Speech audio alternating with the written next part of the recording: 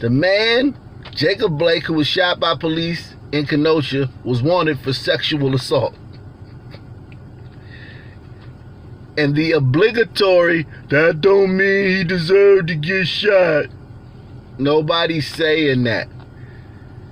The warrant they were picking him up on was for sexual assault. That's something that you don't want to go to jail for because of the time, not because anybody in there gonna do something to you or nothing like that. He a hood dude, ain't no, he handle himself, whatever. He been in the joint before, he can handle himself. But it's a lot of time behind these things, man, these sexual assaults. I watch Law and Order SVU just about every day because my wife watches Law and Order SVU just about every day. So these sexual violence crimes are very important. So we just came out the Me Too era. Just came out of the Me Too era. Me Too. Boy, that wave done, like, you don't hear nothing about Me Too no more. That goes to show you how these things just take flight. Like, Me Too was the biggest thing in the world. You couldn't, every woman had been raped 15 times, starting when she was 3 years old.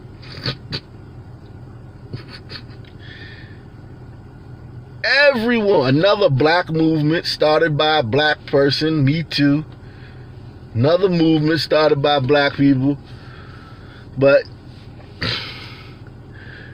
everybody had been raped 1,000 times. Rape. Now that you don't hear about it no more. Not a smidget. The president got Me Too. They Me Too'd the president. But this is not the point of this article. This article that's not the biggest thing that came out of this article. There was a 2015 incident in Racine where Jacob Blake was charged with one felony count of resisting arrest, causing a soft tissue injury to a police officer, and one misdemeanor count of carrying a concealed weapon, carrying a firearm while intoxicated, endangering safety use of a dangerous weapon, and disorderly conduct. And he was facing up to 8.5 years in prison for that crime, for these litany of crimes he committed. Where did they stem from? Well, he was at the Brass Monkey one day, a bar in Racine, and he got into an argument with a brother, a black man. What do you know? We supposed to protect each other. LeBron say we scared. We all scared. We out here, black men all out here shaking their boots with the police. Cause the police, when a black man leave his house in Detroit, DC, New York, he thinking the police gonna get him. He trembling his boots on the police. So this guy, Jacob Blake's in the Brass Monkey partying up, with his crew and whatnot. He gets in an argument with another black man. So, Jacob does what black men usually do when they argue. And I can stamp this because I'm a black man and I grew up in Blackistan. Jacob did the most common thing a black man does when they're arguing, especially at the club. He pulled out a gun and pointed it at the man. Like, that's what happens. That's how 13% of the population is responsible for over 50% of the murders in this country. That's why every day when we go to the gun memorial, it's all black people. Every time I go to the gun memorial, it's all black people.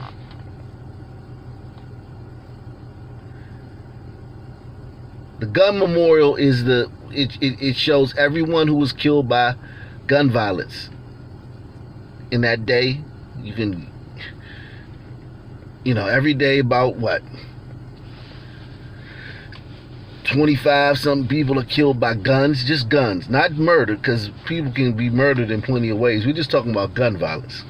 So Jacob Blake did what niggas always do. He got an argument to do. He pulled out a gun, pointed it at him. Unfortunately for Jacob, or fortunately, whichever one you want to look at it, the magazine, the clip fell out the gun. And he couldn't fire it because the clip fell out. So the bartender asked Blake to leave. So he left. And while he was outside, he was pointing his gun at people through the window. So people are still inside the club, and he's pointing his gun. He's outside on the other side of the window of the bar, on the outside, pointing his gun inside at people. Then he walked away. So the police found one of his, somebody who was with him in the club. They said they didn't know what happened, yada, yada, yada. But the people at the club gave him a description. So they seen the SUV that he was driving in. They seen the SUV he was driving in, traveling north on Junction Avenue, Junction Street, whatever, with a male who matched his description. So they have the description of his truck and the description fits him. So they make a traffic stop, and what do you know? It's him. So they thought he was armed in this situation because he pulled the gun and tried to shoot a guy in the club moments earlier, and then was pointing outside, brandishing the gun through the window at people who were still inside the club. So the police officers put one and one together, which is racist. That's racist. They assumed that he was armed. So they stopped him, told him to stick his hands out the window. I've been in that situation a few times, too many times, more times than I would like to say. When they tell you to do something, you do it. Okay? They got guns drawn. They not playing with you. This is not like a play situation. This ain't, oh, we just picked a random black guy and there go a black dude, man. Come on, y'all, let's go arrest him for something. No. It's a serious situation. This guy committed a litany of crimes at that club, of which none he was charged for. You saw that. He was only charged for what he did to the cops. He wasn't charged with, he was charged for carrying the gun. He wasn't charged for pointing the gun and brandishing the gun. But anyway, when they tell you to do something, just do it. They're doing that so that they can secure the situation, there's other people around, there's civilians around. They don't know if you're crazy, they don't know your mental state. They just want you to put your hands outside the window so they can come and detain you and then speak with you. You've committed a series of crimes. So instead of putting his hands out the window, he hops out of the truck and starts walking towards them. I'm telling you, I know it shouldn't be like that. Black people should be able to do whatever they want to do at any time. There should be no restraints on black people, ever. Black people should be able to do whatever the hell they want at any time, regardless of the situation. But unfortunately, it's not like that. And I'm telling you, young people, don't ever do that. Don't get out of the car unless the cops tell you to. And most times when they tell you to get out of the car, they're going to tell you to walk backwards. They're going to tell you to walk backwards towards them. Then when you get closer to them, they're going to tell you to get down on your knees and put your hands behind your back or behind your head. I've been there, man. When they tell you to get out that car, they're going to tell you to back up backwards.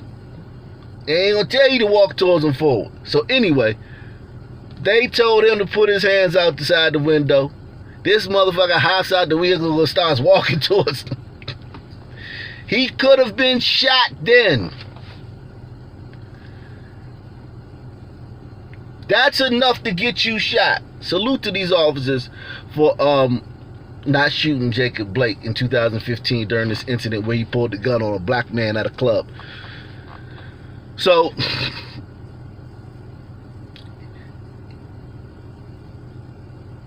then they gave him commands to get down on the ground. He ignored those commands. Then officers came and there was a tussle ensued, wrestling and all this shit, like we saw in the other view, not the view that that the mainstream media is showing us, but the view from the other side of the vehicle where Jacob was tussling with those cops in Kenosha. He was tussling with these cops in Racine on this day in 2015. They were trying to get him cuffed. They couldn't. He wouldn't put his hands behind his back. So they got the K9. The K9, they pulled the German Shepherd. German Shepherd came out, started tearing his ass up, and then he put his hands behind his back. So, that's your Jacob Blake, the man who was wanted for sexual assault. That was 2000.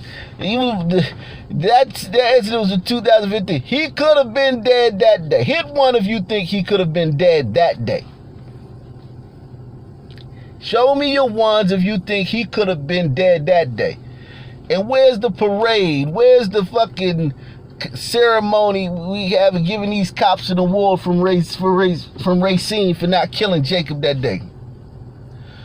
Them cops deserve an award. They could have killed Jacob that day.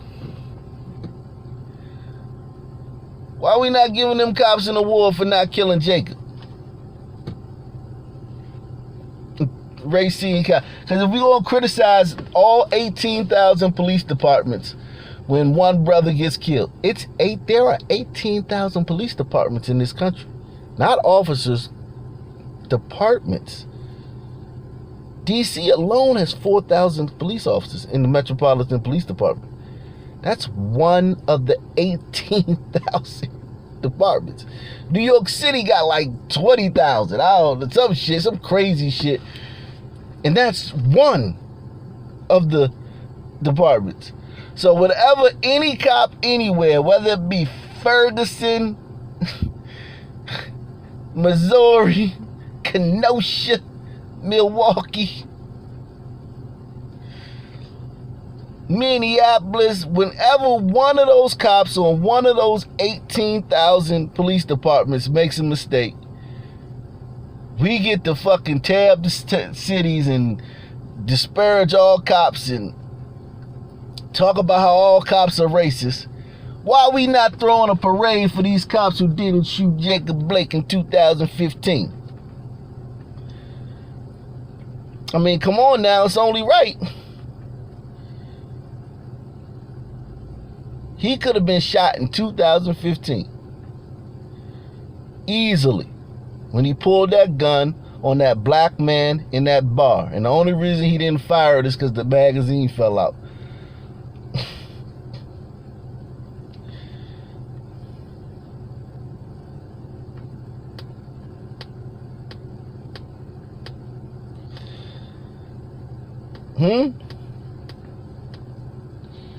That's why I say Jacob Blake was a hood nigga. He was a hood figure. And no, that don't mean he deserved to get shot. That mean that these NFL football players with their fucking diamond studs in each ear and their Rolex watches, they be wise to not walk through the hood when a Jacob Blake is around. The black community, aka the hood. Okay, so since we're